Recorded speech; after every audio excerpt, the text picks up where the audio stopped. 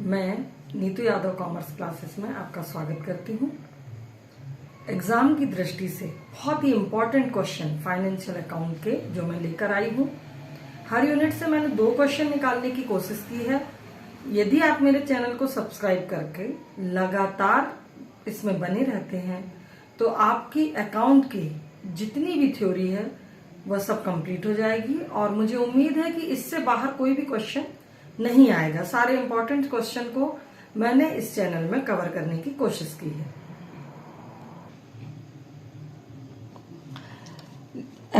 Financial account में जो सबसे इंपॉर्टेंट क्वेश्चन है फर्स्ट यूनिट से जो हमेशा आता है, लेखांकन की प्रकृति, महत्व, कार्य, लाभ, उद्देश्य और सीमाएं। Discuss the nature, significant, functions, object of importance of accounting. सबसे पहले हम देखते हैं कि अकाउंटिंग का मीनिंग क्या है। तो यहाँ पर हम यह कह सकते हैं कि लेखांकन सौदों एवं घटनाओं को जो आंशिक रूप से या कम से कम वित्तीय प्रवृत्ति के होते हैं। इट मीन्स जितने भी सौदे या ट्रांजैक्शंस होंगे वो फाइनेंशियली होंगे, पैसे से रिलेटेड होंगे, मनी से रिलेटेड होंगे। तो प्रभावपूर्ण विधि से उनको एक मेथड के अंतर्गत मौद्रिक रूप में लिखने के, वर्गीकृत करने एवं सारांश में व्यक्त करने तथा उनके परिणामों की व्याख्या करने की कला है। इट मीन्स अकाउंटिंग क्या है? जब भी हम कोई फाइनेंशियल ट्रांजैक्शन करते हैं जिसमें फाइनेंस होता है, पैसा होता है, तो उसके मेजरमेंट के साथ मौद्रिक रूप से उसको लिखना, अकाउंटिंग रूल्स को फॉलो करना और उसको संक्षिप्त में, सारांश में जब हम व्यक्त करते हैं और उसके रिजल्ट निकालते हैं, उसे अकाउंटिंग कहा जाता है। फिर लेखांकन का अर्थ यदि हम दूसरे उसमें शब्दों में कहना चाहें तो वित्तीय स्वभाव के सौदों को क्रमबद्ध रूप में लेखाबद्ध करने, उनका वर्गीकरण करने, सारांश तैयार करने एवं उनको इस प्रकार प्रस्तुत करने से है जिससे उनका विश्लेषण हो सके। इट मीन्स फाइनेंशियल स्टेटमेंट्स का अकाउंटिंग कहलाता है। अब हम देखते हैं कि नेचर ऑफ अकाउंटिंग क्या है, लेखांकन की प्रकृति। तो जैसा कि आप जानते हैं, नेचर को हम आम शब्दों में स्वभाव से संबोधित करते हैं। इट मीन्स स्वभाव, किसी व्यक्ति को देखकर हम उसके स्वभाव का अंदाजा लगा सकते हैं। उसी प्रकार अकाउंटिंग को जब हम समझ गए हैं कि फाइनेंशियल स्टेटमेंट्स को एनालिसिस करने के लिए हम वित्तीय सौदों को लिखते हैं और नियमों के अंतर्गत लिखते हैं, तो वह अकाउंटिंग है। तो अब हम देखते हैं उसकी नेचर क्या है। सबसे पहला उसका जो नेचर है, जो एक शॉर्ट क्वेश्चन में भी आता है कि अकाउंटिंग आर्ट है या साइंस, उसको एक्सप्लेन कीजिए। ये शॉर्ट क्वेश्चन हमेशा आता है। तो आपका इसको अगर आप नेचर को समझते हैं तो वो क्वेश्चन भी कंप्लीट हो जाता है।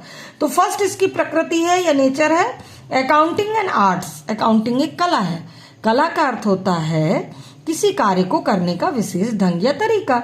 और अकाउंटिंग में वित्तीय सौदों को द्विप्रविष्टि प्रणाली, डबल एंट्री सिस्टम के नियमों के अंतर्गत विशेष ढंग से लिखा जाता है, एक फॉर्मेट में लिखा जाता है, इसीलिए अकाउंटिंग कला है। दूसरा इसका नेचर है accounting is a science. Science का अर्थ होता है कारण और परिणाम के बीच निष्कर्ष निकालना, और अकाउंट में भी यही किया जाता है। सबसे पहले वित्तीय सौदों का लेखन किया जाता है, उसके बाद उसका एनालिसिस किया जाता है, विश्लेषण किया जाता है। इस प्रकार हम कह सकते हैं कि लेखांकन जो है वो एक विज्ञान है। तीसरी इसकी प्रकृति है, यह एक बौद्धिक विषय है। अकाउंटिंग जो है उसमें फिजिकल से ज्यादा बौद्धिकता को प्रमाणित किया जाता है, बौद्धिकता का उपयोग होता है, बुद्धि से अकाउंटिंग की जाती है, इसलिए अकाउंटिंग एक बौद्धिक विषय है। Accounting and intellectual discipline. फिर इसके बाद फोर्थ है इसका अ प्रोफेशन। अकाउंटिंग एक पेशा है। जैसा कि आप पहले भी पढ़ चुके हैं कि व्यवसाय, व्यापार, वाणिज्य सब अलग अलग होता है और पेशा वह होता है जो मानसिक श्रम किया जाता है। तो अकाउंटिंग एक पेशा है, इसीलिए हम कह सकते हैं क्योंकि मानसिक श्रम इसमें अधिक उपयोग किया जाता है।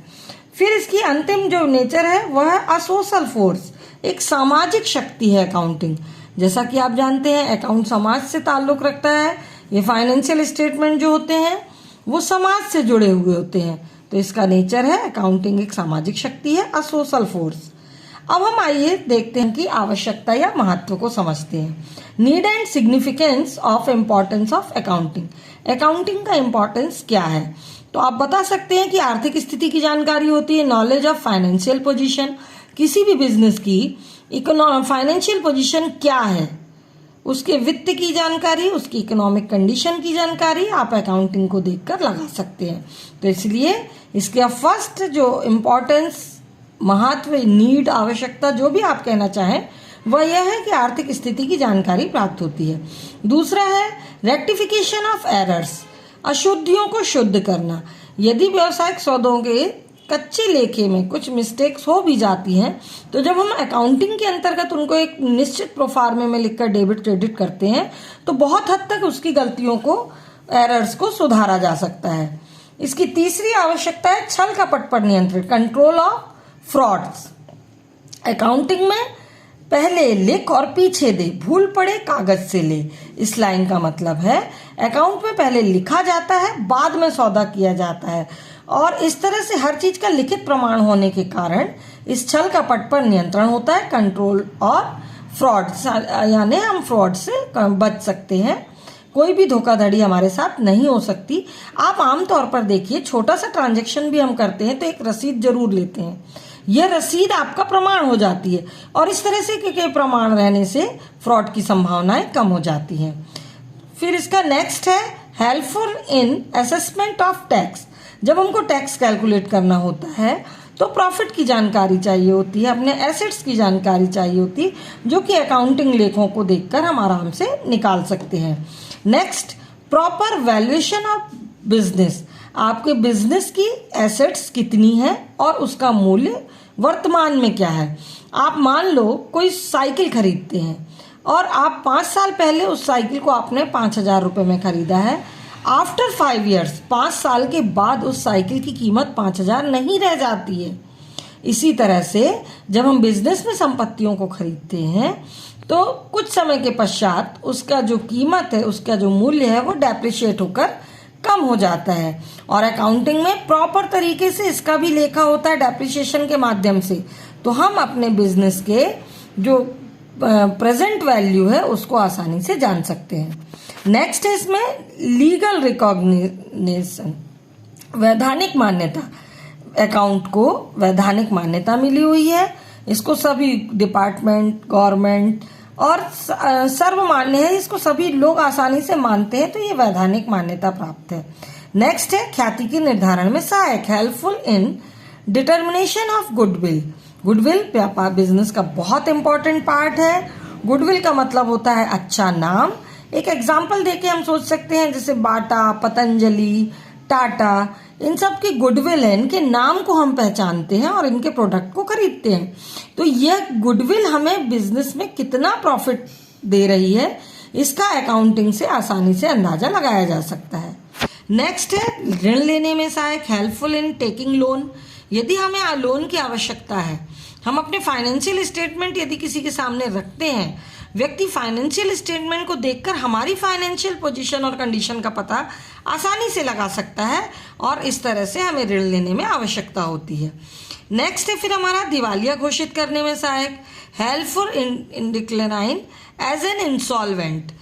इट मीन्स जब किसी कारणवश हमारी एसेट्स जो है वह दायित्व, एसेट्स से ज़्यादा दायित्व हो जाते हैं और हम अपने लोन आदि को नहीं चुका पाते, फुलफिल नहीं कर पाते, उस कंडीशन में हमें अपने आप को दिवालिया घोषित कराना होता है। तो फाइनेंशियल स्टेटमेंट इसका एक सबसे बड़ा सबूत होता है और हम आसानी से दिवालिया घोषित कर सकते हैं इसके आधार पर। महत्वपूर्ण सूचनाओं का ज्ञान, knowledge of importance information. Accounting लेखों को देखकर आप महत्वपूर्ण सूचनाओं को देख सकते हैं। तुलनात्मक अध्ययन में सहायक, हेल्पफुल इन कंपैरेटिव स्टडी। यदि आपको पिछले वर्ष से इस वर्ष अपने ही बिजनेस में तुलना करनी है, कंपेयर करना है, या अदर दूसरे प्रोप्राइटर के बिजनेस से अपने बिजनेस को कंपेयर करना है, तो आप अकाउंटिंग को देखकर अकाउंट से आसानी से अपने आप को किसी अन्य बिजनेस से या किसी अन्य समय से, नेक्स्ट ईयर से, लास्ट ईयर से हम आसानी से कंपेयर कर सकते हैं। नेक्स्ट है साझेदारी में सहायक, हेल्पफुल इन पार्टनरशिप। जब पार्टनरशिप के ट्रांजैक्शन होते हैं, दो लोगों के बीच में ट्रांजैक्शन की ट्रांसपेरेंटी बनी रहे, इसके लिए हमें अकाउंट से बहुत अधिक मदद मिलती है। नेक्स्ट हम देखते हैं ऑब्जेक्टिव ऑफ अकाउंटिंग। मैं जानती हूँ ये वीडियो लंबा हो रहा है, पर आपका पूरा एक टॉपिक फर्स्ट यूनिट का तैयार हो जाएगा और ये बहुत ही इंपॉर्टेंट क्वेश्चन है। यदि आप इस वीडियो को पूरा देख लेते हैं तो यह पक्की बात है कि फर्स्ट यूनिट की थ्योरी आपकी तैयार हो जाती है।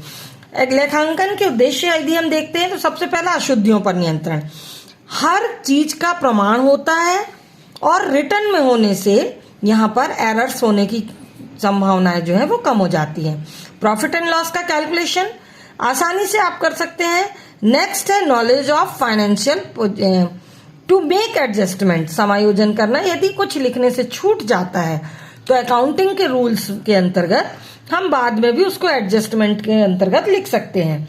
नेक्स्ट है नॉलेज ऑफ फाइनेंशियल पोजीशन। जैसा कि मैंने आपको पहले ही बताया है कि हम किसी के बिजनेस की फाइनेंशियल कंडीशन को आसानी से अकाउंटिंग के माध्यम से जान सकते हैं। फिर डिटर्मिनेशन ऑफ टैक्सेबल इनकम, हमारी कितनी इनकम पर कितना टैक्स हमको देना है इस बात की जानकारी आसानी से अकाउंटिंग के माध्यम से लगाई जा सकती है। लीगल ऑब्जेक्ट, वैधानिक उद्देश्य, टैक्स कैलकुलेट करने के लिए, बिजनेस की पोजीशन बताने के लिए, प्रॉस्पेक्टस इश्यू करने के लिए, बहुत सारे ऐसे मुद्दे हैं जो लीगल ऑब्जेक्ट्स के कारण अकाउंटिंग हमारी इंपॉर्टेंट हो जाती है और इसका उद्देश्य करना जरूरी हो जाता है अकाउंटिंग करना। नेक्स्ट है to give information to related parties, हमसे संबंधित जो पार्टियां हैं जिसमें हमारे देनदार, लेनदार, विनियोगकर्ता, इन्वेस्टर्स, अदर बिजनेसमैन, हमारे परचेजर, सेलर इत्यादि जो हैं वो हमसे जब सौदा करना चाहते हैं तो एक बार हमारी फाइनेंशियल कंडीशन जानना चाहते हैं और वह हमारे अकाउंटिंग को देखकर आसानी से पता कर सकते हैं। तो हम ये कह सकते हैं कि संबंधित पक्षों को सूचना प्राप्त होती है और अदर पार्टीज जो हमसे जुड़ी हुई हैं वो अकाउंटिंग के माध्यम से इंफॉर्मेशन ले लेती हैं। अंकेक्षण का आधार, बेसिस ऑफ ऑडिटिंग, जैसा कि आप जानते हैं साल के अंत में जब हमें अपने खातों का लेखा जोखा प्रमाणित कराना होता है, ऑडिटिंग करानी होती है, तो अकाउंटिंग बहुत ही हेल्पफुल होती है। आइए हम शॉर्ट में इसकी लिमिटेशंस को जानते हैं। सबसे पहला तो पूर्णतः निश्चित नहीं, अकाउंटिंग नॉट एब्सोल्यूट एग्जैक्ट हो यह बात सत्य नहीं है। सेकंड है आर्थिक चिट्ठा वास्तविक नहीं, balance sheet not real, accounting statement are not fully accurate, लेखांकन में तैयार किए गए विवरण पूर्णतः सत्य नहीं होते हैं। Not true knowledge of financial position, आर्थिक स्थिति की आपको सही जानकारी नहीं हो सकती है। फिर इसके बाद है तुलनात्मक अध्ययन करने में कठिनाई, हम आसानी से बोल देते हैं कि अकाउंटिंग के माध्यम से हम कंपेयर कर सकते हैं बट ये इतना क्लियर नहीं होता है, तो डिफिकल्टीज आती हैं, difficulties in comparative study. Next है no separate list of accounting principles, accounting principles के लिए आज तक कोई भी अलग से लिस्ट नहीं बनी हुई है। इस तरह से एक पूरा टॉपिक कंप्लीट होता है फर्स्ट यूनिट का। Thank you.